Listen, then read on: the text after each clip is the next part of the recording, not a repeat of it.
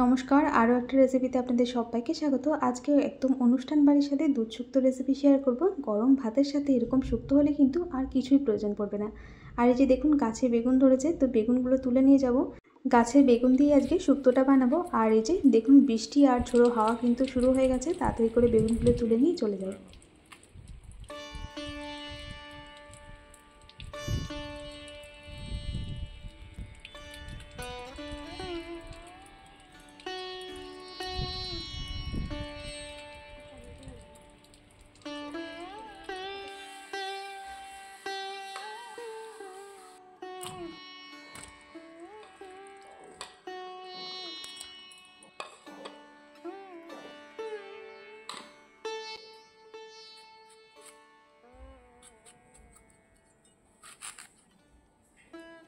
বেগুনগুলো একদম কচি। তুমি আবার পরে গিয়ে আরো দেখে বেগুন তুলে আনবে। এটা কালকে মা এনেছে, বুড়ো কচি, এটাকে দেখবে। এটা কালকে মা তুলে এনেছে বেগুনটা, একটু বুড়ো হয়ে গেছে। মা বেগুনটা দিয়ে দিও না, এই ছোট অবস্থায় তুলে নিতে।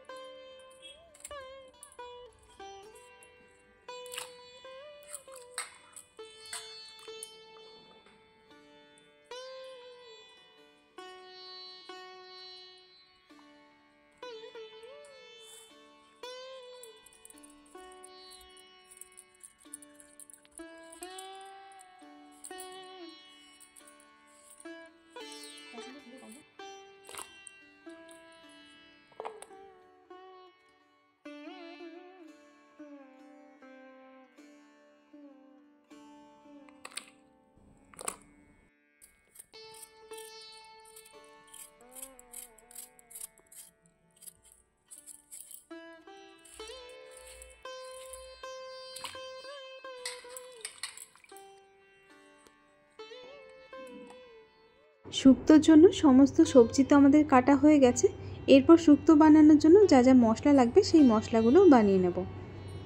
শুক্তো রান্না করার প্রধান যে মশলা সেটা হচ্ছে রাঁধুনি। 1 চামচ রাঁধুনি, 1 চামচ পাঁচফোড়ন একটু ড্রাই রোস্ট করে শিলে শুকনো করে গুঁড়ো করে রেখে দিচ্ছি। ভাজা মশলাটা গুঁড়ো করে কিন্তু ঢাকা দিয়ে রাখবেন, তা নাহলে কিন্তু মশলার যে সুন্দর গন্ধটা চলে যাবে। এরপর কিছুটা আদা আর 1.5 চামচ রাঁধুনি অল্প একটু জল দিয়ে মিহি করে বেটে নিচ্ছি।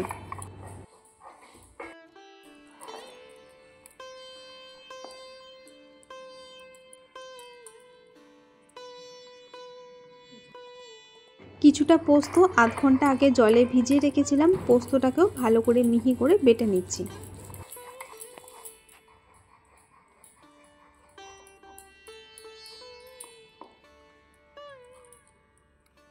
শুক্তো রান্না করার জন্য আমাদের হলুদ সর্ষে লাগবে, হলুদ সর্ষেটাকেও শিলে ভালো করে বেটে নিচ্ছি। শুক্তোর জন্য সমস্ত সবজি কাটা হয়ে গেছে, সমস্ত মশলাও বানানো হয়ে গেছে। এরপর রান্নাটা শুরু করব। রান্নাটা সর্ষের তেলে করব। সর্ষের তেল গরম করে উচ্ছেটাকে একটুখানি লবণ দিয়ে বেশ লাল লাল করে ভেজে তুলে নিচ্ছি। শুক্তো বানানোর জন্য বড়ি তো লাগবে, কয়েকটা বড়িও তেলের মধ্যে লাল করে ভেজে তুলে নিলাম।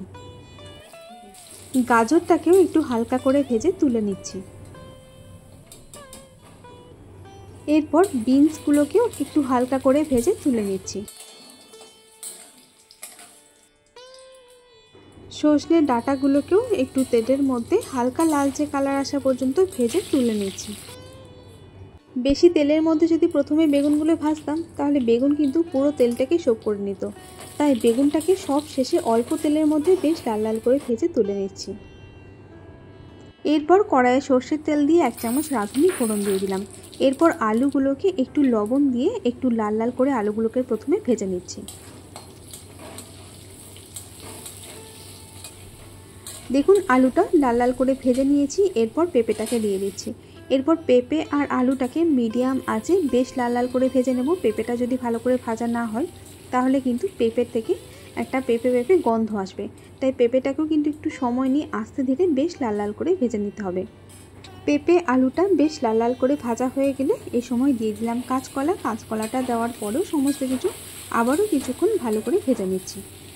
দেখুন সবজিগুলো ভাজা হয়ে গেছে। এখন আদা আর রাঁধুনি বাটাটা দিয়ে দিলাম, সাথে মশলার বাটিটা ধুয়ে একটু জল দিয়ে মশলাগুলোকে খুব ভালো করে কষিয়ে নেব। এই সময় গ্যাসের ফ্লেমটা মিডিয়ামে রেখেছি। মিডিয়াম আঁচে মশলাটাকে একটু সময় নিয়ে বেশ ভালো করে কষিয়ে নিতে হবে। সবজির সাথে মশলাটা ভালো করে কষানো হয়ে গেলে এই সময় দিয়ে দিচ্ছি পোস্ত বাটা। পোস্তর বাটিটা ধুয়ে অল্প একটু জলও দিয়ে দেব। এরপর পোস্তটা দিয়েও মিডিয়াম আঁচে সবজির সাথে আবারও খুব ভালো করে কষিয়ে নেব। তবে গ্যাসের ফ্লেমটা মিডিয়ামে রাখবো আস্তে ধীরে, তা না হলে মশলাগুলো পুড়ে যেতে পারে। এখন পোস্তটা দিয়েও কিন্তু খুব ভালো করে কষিয়ে নিচ্ছি। দেখুন পোস্ত দিয়েও সবজিগুলোর সাথে ভালো করে কষিয়ে নিয়েছি। এখন ভেজে রাখা সবজিগুলো দিয়ে দিলাম। সবজিগুলো দিয়েও অল্প একটু কিছুক্ষণ নাড়াচাড়া করে মশলার সাথে বাকি সমস্ত সবজিগুলোকে দিয়ে কষিয়ে নিচ্ছি। এই সময় দিয়ে দিচ্ছি পরিমাণ মতো লবণ, স্বাদ মতো চিনি।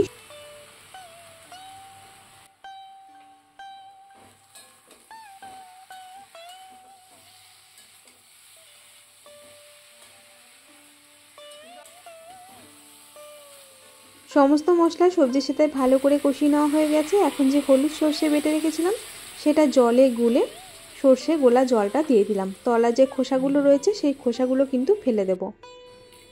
সাথে আরও কিছুটা পরিমাণ মতো জল দিয়ে দিলাম, তবে খুব বেশি জল দেব না, সবজিগুলো সেদ্ধ হওয়ার মতো দিয়ে দিচ্ছি জল।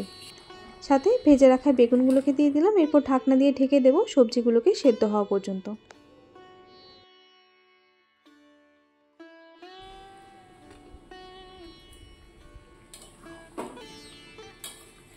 এরপর দেখে নেব সবজিগুলো সেদ্ধ হয়েছে কিনা।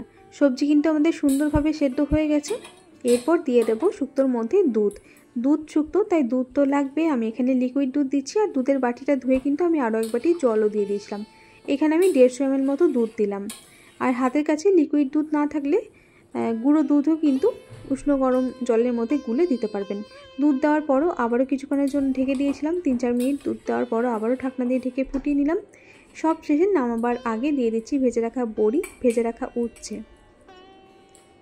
আর দিয়ে দেবো প্রথমেই যে গুঁড়ো মশলাটা বানিয়ে রেখেছিলাম রাঁধুনি আর 5 ফোড়ন দিয়ে, সেই গুঁড়ো মশলাটা দিয়ে দিলাম। আর দিয়ে দিচ্ছি 1/2 চামচ মতো ঘি। ব্যাস নাড়াচাড়া করে মিশিয়ে নিলেই অনুষ্ঠান বাড়ির সাথে দুধ শুক্তো আমাদের একদম রেডি হয়ে গেছে। খেতে কিন্তু ভীষণ ভালো হয়। শুধুমাত্র এই শুক্তো দিয়ে কিন্তু পুরো ভাত শেষ করে নেওয়া হবে, এতটাই খেতে ভালো হয়। রেসিপিটা ভালো লাগলে আপনারাও বাড়িতে এইভাবে দুধ শুক্তো বানিয়ে খাবেন। আশা করছি আপনাদেরও ভীষণ ভালো লাগবে।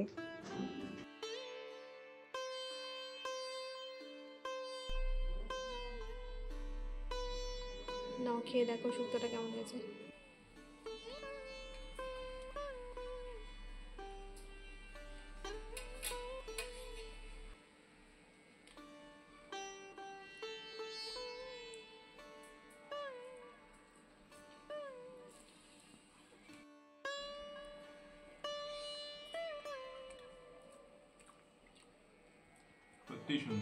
তাহলে বন্ধুরা আজকের মতো ভিডিওটা এখানেই শেষ করছি। আবার দেখা হবে আরও একটা নতুন রেসিপির সাথে। আপনারা সবাই ভালো থাকবেন, সুস্থ থাকবেন। শেষ পর্যন্ত সাথে থাকার জন্য অসংখ্য ধন্যবাদ।